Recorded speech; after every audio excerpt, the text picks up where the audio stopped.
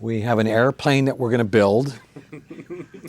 We're going to have a stadium named after us, a hospital we're going to open up. No, I don't know. That's one of the horrible curses of being around forever, is you kind of feel like you need to celebrate yourself or something, right? But I don't know. We always feel like anytime that we're repackaging or rethinking about our old stuff, we're not doing our new thing. And so if we're lucky, it falls in between something else that we're in the middle of creating, I hope, because we always want to do the new thing and get on with creating something new. So I don't know. I don't know if there's any big plans, but I'm sure we'll make some. I think that's why we're saying 31 years, because the 30 years already going and we're not doing anything. So we'll get to the 31 years. If not, it'll be 32 years of the Flaming Lips. Here we go. Bam. Yeah. So there's no end to it. We could just keep going. 50. Well, if it ends, then we would definitely celebrate it. Like, yeah, But but would it end? Do you see it ending?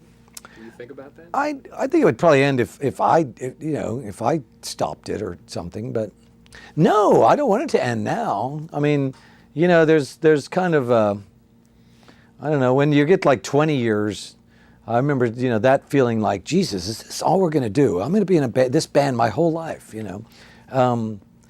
think there was a little bit of that, but little by little, you don't see that as being a limitation. You see that as being like, oh, this is great that it has all this momentum that goes along with it, and then you get to make these records that to some people are important, and they're important in your own creative, growth and all that stuff. And so, yeah, I don't think bands have to stay together all the time for that to happen, though. I think there's a lot of creative people out there that have been in 100 bands, and they're still very creative and have all that.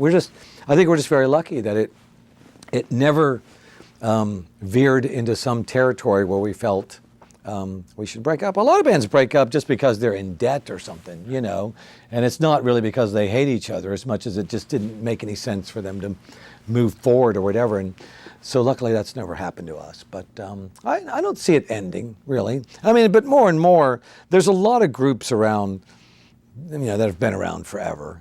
It's not that common. It's not that uncommon for, you think of bands like Red Hot Chili Peppers or U2, or there's quite a few of them that are just bands that have been around now for 40 years. Wow, it's insane. Yeah.